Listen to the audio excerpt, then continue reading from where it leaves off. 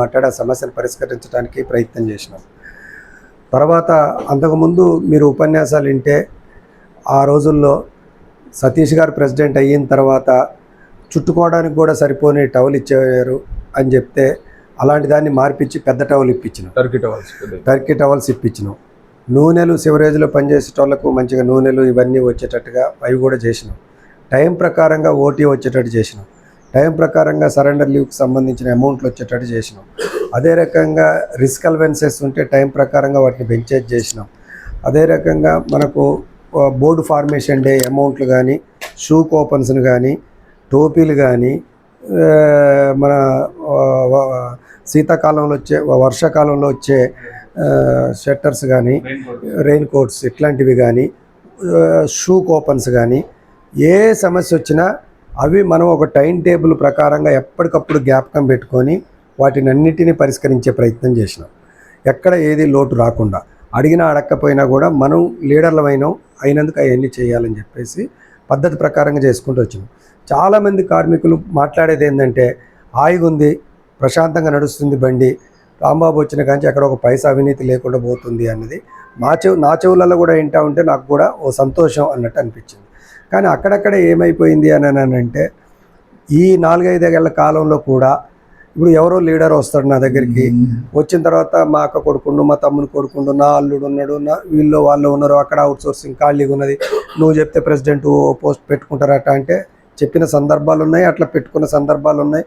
కానీ దురదృష్టవశాత్తు అక్కడో ఇక్కడో పెట్టుకున్న వాళ్ళు ఆ మనిషిని పెట్టడమే కాకుండా ఆయన నుంచి సంతో ఇంతో తులవ పొలవ తీసుకున్న సందర్భాలు ఉన్నాయి. ఇవి నా దృష్టికి వచ్చినప్పుడే నేను అన్నా, మీరు అట్లాంటి ఎక్కడా కూడా చేయొద్దు, ఏ రకమైనవి కూడా వద్దు.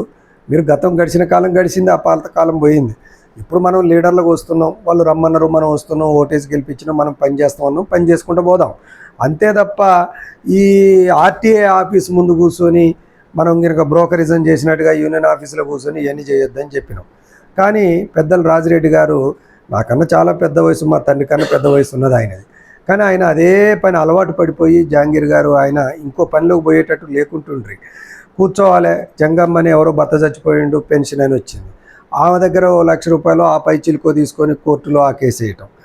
ఆ తర్వాత ఇంకా అట్టనే ప్రమోషన్ల కోసం వచ్చిన చాలామంది ఎవరు వస్తే వాళ్ళ గురించి మాట్లాడడం, డబ్బులు ఇది వద్దాయా, ఇది రకంగా ఎందుకు, నువ్వు ఆల్రెడీ పెద్దోడు అయిపోయినావు, నువ్వు ఏ పని చేసినా తప్పు పడితే ఇప్పుడు వచ్చేటోళ్ళ మీద పడుతుంది, ఇప్పుడు అయ్యే తప్పు చేస్తే కొడుకు మీద పడుతుంది, అయ్యే అప్పు చేసినా కొడుకు మీద పడుతుంది, అందుకని ఇదంతా తప్పు అవుతుంది అని చెప్పేసి మనం చెప్పినా ఆయనకు అది నచ్చలేదు. నేను ఎప్పటి నుంచో నడుపుకుంటూ వస్తున్నా, ఇవాళ వచ్చి నువ్వు వచ్చి నాకు చెప్పేటోడు అయినా అన్న కాడికి ఆయనకు మనసులో పడ్డది. ఆయన సరే మన్ని పక్కకు జరపాలనే ప్రయత్నం ఆయన చేసుకున్నాడు. మనం కూడా ఇలాంటి వారిని ఎప్పుడో ఒకసారి బయటికి నెట్టకపోతే, ఈ పాత నీళ్ళు నెట్టకపోతే కొత్త నీళ్ళు నెట్టొస్తాయి. ఇప్పుడు ఎప్పుడు మనమే శాస్త్రం కాదు కదా దేనికైనా.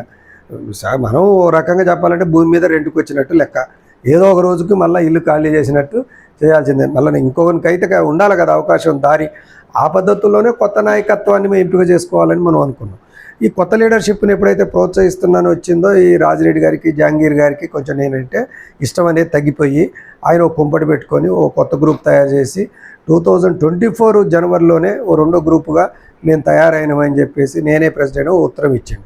ఆయన ముఖానికి అనకూడదు కానీ ఇన్నాళ్ళకి ఎప్పుడన్నా పోటీ చేసి ఒక్కసారి ప్రెసిడెంట్గా గెలిచిండా, ఎప్పుడన్నా ఎవరినో ఒకరిని ముందు పెట్టడం, ఆయన వెనకాల ఉండటం, గెలిపించుకోవటం, గెలిచిన తర్వాత గెలిచినోనే అక్కడ కూర్చోమనటం, ఈయన దందాలు చేసుకునే పని చేయటం, ఇట్లా కాలం నడిచింది.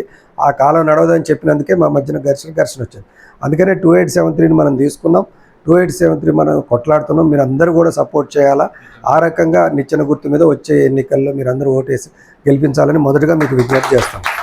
రెండోది ఏంటంటే ఇప్పుడు ఈ ఎన్నికలకు సంబంధించిన దాంట్లో చాలామంది వస్తారు, ఎన్నికల్లో రాకూడదనేది ఏం లేదు, ఇది ప్రజాస్వామ్యం. మీ అందరికీ నేను విజ్ఞప్తి చేసేది ఏంటంటే సతీష్ గారికి సంబంధించిన విషయం కూడా గుర్తుపెట్టుకోవాలి. సతీష్ గారు ఏమైపోయిండు అని అంటే చెత్త చెదారం అంతా పోగేసుకుంటాడు పక్కన, అది రేపు అది వాసన కొట్టుద్దని ఆయనకు అర్థం కావట్లే. ఎందుకంటే గెలితే చాలు అనే పద్ధతుల్లో పోతున్నారు. ఇట్లా గెలితే చాలు అని చెప్పేసి నిన్నటిదాకా నిన్ను అమనాభూతులు ఇదే జహాంగీర్ తిట్టిండు, ఇదే రాజిరెడ్డి తిట్టిండు, ఇదే జయరాజ్ తిట్టిండు. అసలు ఆ అక్తర్ అయితే వాచ్మెన్ సతీష్ అని చెప్పేసి అన్న మాట మీదకి వెళ్ళి దిగలేదు. మళ్ళీ అలాంటి వాళ్ళందరినీ అక్కడ గ్యాదర్ చేసుకుంటాడు, వాళ్ళందరినీ పోగేసుకుంటాడు. సరే అక్కడ కూడా ఇప్పుడు వీళ్ళు పోయి పడ్డ తర్వాత అక్కడ ఇప్పుడు దాకా ఉన్నోళ్ళకి వాళ్ళకి మనసులో కొంచెం నొత్తనే ఉంది. మేము నిన్నటిదాకా కష్టపడి కొట్లాడితే ఇవాళ వచ్చి మళ్ళీ వీళ్ళు ముందు సీట్లో కూర్చుంటారు, అంటే మైక్ వీళ్ళే పట్టుకుంటారు, మా పరిస్థితి ఏందని వాళ్ళకు మళ్ళా పంచాయతీలు మొదలైనవి. నేను అనేది ఏంటంటే ఎవరైనా పని చేసేవాళ్ళు ఒక నిర్దిష్టమైన పని మీద దృష్టి పెట్టుకొని ఏం పని చేస్తామని చెప్పుకుంటూ రావాలి. మేమైతే ఒక విషయం మీ అందరికి కూడా చెప్తున్నాను. ఈరోజు మళ్ళీ ఇప్పుడు 2 సార్లు గెలిపించారు, న్యాయంగా రావాల్సిన కొన్ని పనులు చేసినాం. ఇప్పుడు 3వసారికి మీ అందరికీ నేను విజ్ఞప్తి చేసేది ఏంటంటే మనకు దగ్గర 6,000 పైచీలకు ఉద్యోగాలు మన పర్మనెంట్ ఉద్యోగాలు ఉండాలి. 3,000 పైచీలకు మాత్రమే ఉన్నాయి. ఈ 3,000 మళ్ళీ మిగతా ఏవైతే ఉన్నాయో ఈ ప్రభుత్వాలతో కొట్లాడి ఆ ఉద్యోగాలు నింపించే ప్రయత్నం చేస్తాం. ఎందుకంటే హెల్త్ కార్డు చెప్పినాం, అది తెప్పించినాం. అట్టనే మిగతా అంశాలు ప్రమోషన్లు అన్నీ కూడా పెండింగ్ 25-30 ఏళ్ల నుంచి రాని వాళ్ళకు అన్నం తెప్పించినాం. అదే పద్ధతుల్లో ఈ ఖాళీగా ఉన్న ఉద్యోగాలు నింపించే ప్రయత్నాన్ని మన యూనియన్ నెక్స్ట్ గెలిస్తే తెలుస్తుంది. రెండో పాయింట్ ఏంటంటే పిఆర్సీ తెల్లగానే అధికారంలోకి రాగానే ఇస్తామని చెప్పారు. మహిళలు అయితే ఎట్టయితే తులం బంగారానికి నమ్మినరో ఉద్యోగులందరూ కూడా వెంటనే పిఆర్సీ ఇస్తా, వెంటనే డిఏ ఇస్తానంటే రేవంత్ రెడ్డి నాయాలు నమ్మినరు, ఓట్లు వేసిండ్రు, అధికారంలోకి తెచ్చిండ్రు. ఇవాళ వచ్చిన తర్వాత మన డిఏలు అన్నట్టు ఇవ్వట్లేదు, మన పిఆర్సీ ముచ్చటే లేదు. అందుకని ఇది కాలం అంతా గడిచిపోయిన తర్వాత ఏమైంది అనేది మీ అందరికీ తెలుసు. అనేక మంది రోజు రిటైర్మెంట్ అయిపోతున్నాం. అందుకే ఇప్పుడు నేను వచ్చేది ఏంటంటే ఈ ఎన్నికల్లో మన యూనియన్ వస్తే మన మొదటి ఏజెండాగానే ఇవాళ పిఆర్సీ డిఏల గురించి మనం ఫైట్ చేస్తాం, దాని గురించి కూడా గట్టిగా నిలబడతాం. మూడో అంశం వచ్చేటప్పటికి ఏంటంటే ఇప్పుడున్న పరిస్థితుల్లో అనేక అవుట్సోర్సింగ్ ఉద్యోగాలు కూడా ఖాళీ అయితేనే ఓ జీవో వచ్చింది. ఈ రేవంత్ రెడ్డి ఏ జీవో తీసుకొచ్చిండంటే ఒక్కటి కూడా కొత్త వన్ని పెట్టుకోవద్దని చెప్పారు.